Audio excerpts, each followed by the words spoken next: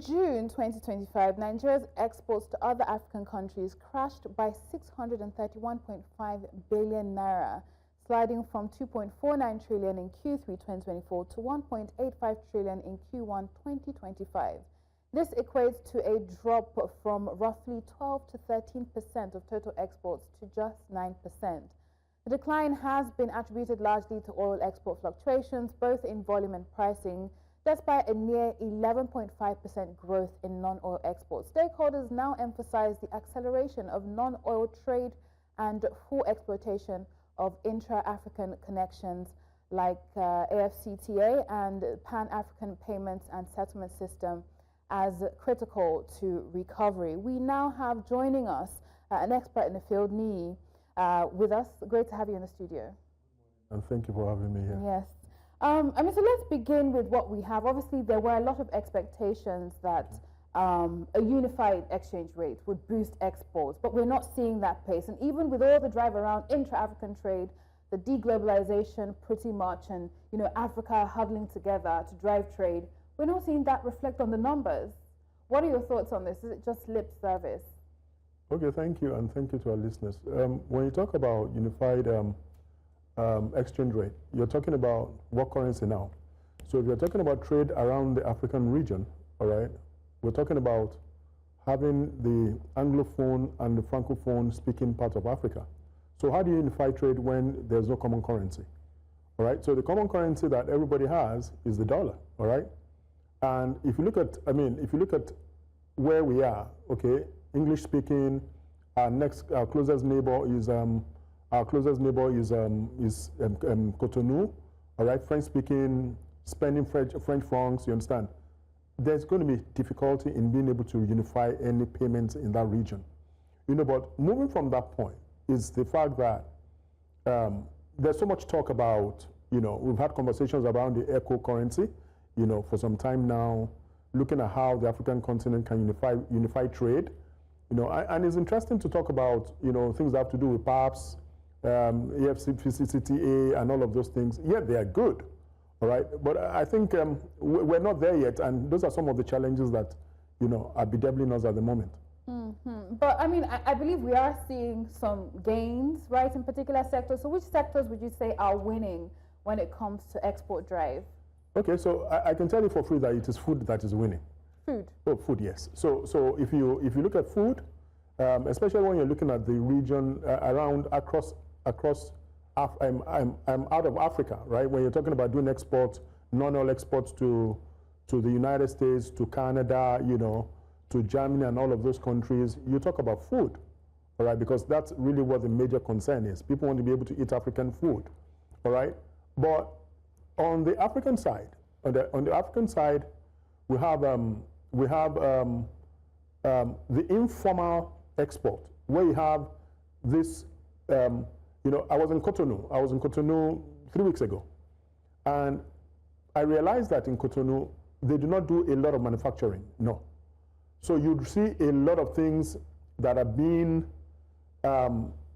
exported into Cotonou from Nigeria.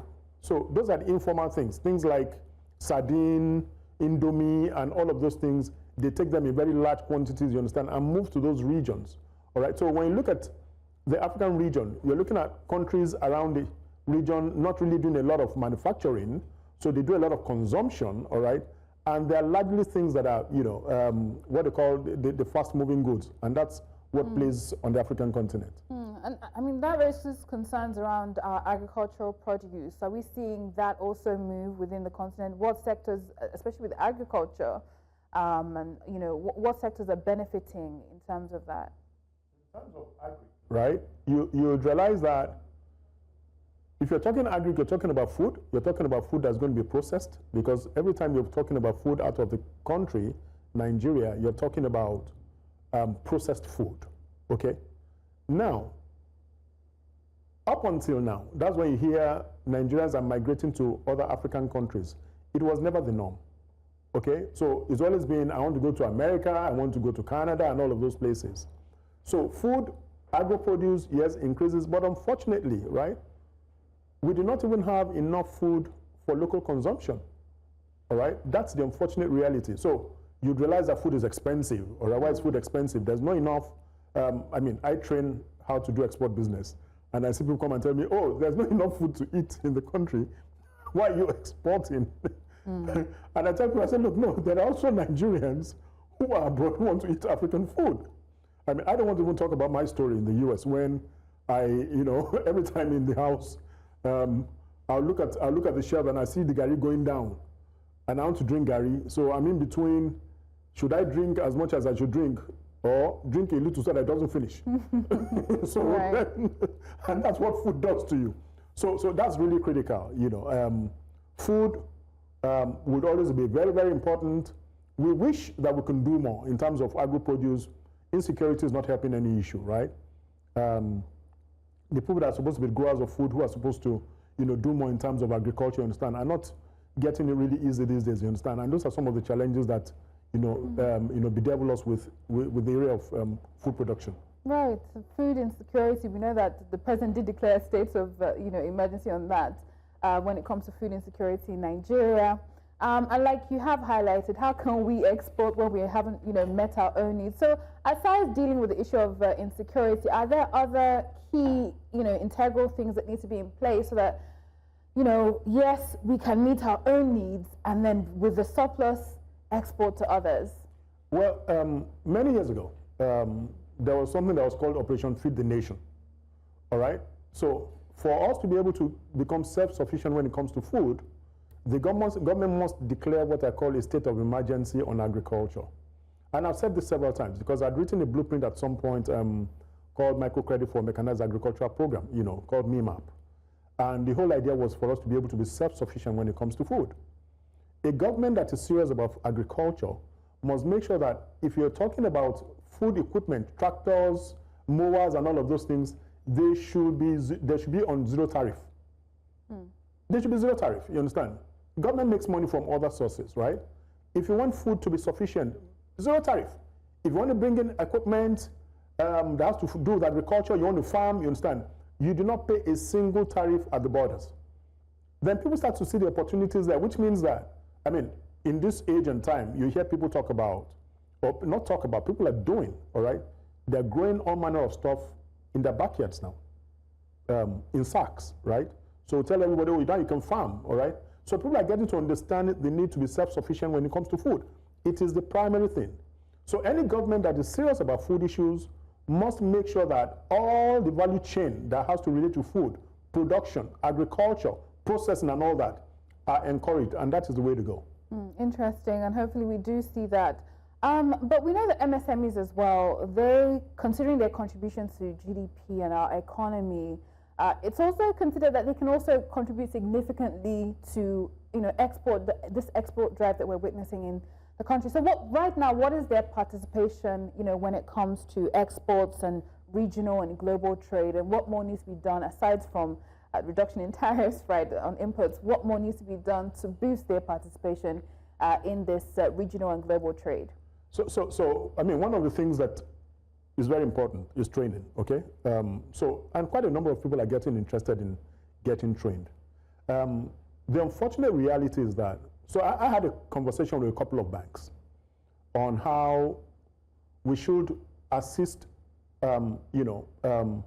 MSMEs to be able to come to learn food processing, okay? Farmers who do not understand food processing, we can bring them together, tell them about the opportunities. It's a win-win. The banks get more foreign currency, all right, because people are going to export more. Now, and the largest chunk of these people are MSMEs. We said, government, why don't you, no, not government, the banks, why don't you support them? And make sure that we can encourage a lot more of them because they own accounts in your banks.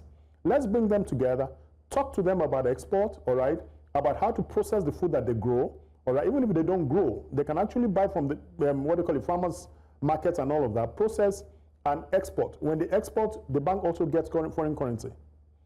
Unfortunately, one or two of the banks that I spoke with are more interested in looking for exporters that want to do what I call formal export. So they want to fund transactions of 100 million, 200 million. And I say, no, that's not the way the majority of the market is. That is the reason why the banks are not able to help SMEs. The banks are providing monies for those who already have money. All right? If the banks want to do what they need to do right, they must focus on the developmental economy. All right? And those are the, those are the, what do you call it, MSMEs, right? And then the largest, what do you call it, threshold of the economy. Right, so I mean, that's the informal MSMEs basically. But there have been calls to have some level of formalization, because for the banks to take this on their books, it's a high level of risk, right? And not much to back the risk. So how do you balance that, right? MSMEs, yes, you're informal, but help the banks help you, right? And to some level, your books in order, some level of consistency. What more can MSMEs do to position themselves to benefit from these banks and scale? Okay, so the banks must be serious. The banks can't do it alone. I mean, I've said that over and over again. I'm an ex-banker actually, all right? And I've done risk asset management over the years, right? The banks can't do it alone. The banks must work with consultants. And these are part of the propositions that I've made to the banks. You must work with consultants. It's not your thing. You have the money. We understand the business. We understand the market. We understand what not to do, all right? Now, I mean, look, Nigerians are very ingenious people. Look, you see a lot of fairs going on, exhibitions, and you see the very beautiful things that Nigerians are producing, from bags to, leather works, to fashion, and these people are still poor. So the banks need to work with consultants. I say, look, consultants, please design something, a framework that is workable. I've designed those frameworks. Banks, let us work together. Let's make this thing possible for these MSMEs, all right? Unfortunately, all right, because the banks, the MSMEs, despite the harsh economy, are striving, all right? They make sure that, they keep some of their books. They may not get it perfect. Some of them buy equipment, they try to do those things because some of them also attend trainings, to be able to help themselves become better in what they do. But they cannot scale if the financial institutions are not giving them backup. Right, and hopefully we see them do that one way or the other. It's been a pleasure having you on, Olaniyi Adeosun, export expert, if I can put it that way. Thank you very much. On the show. And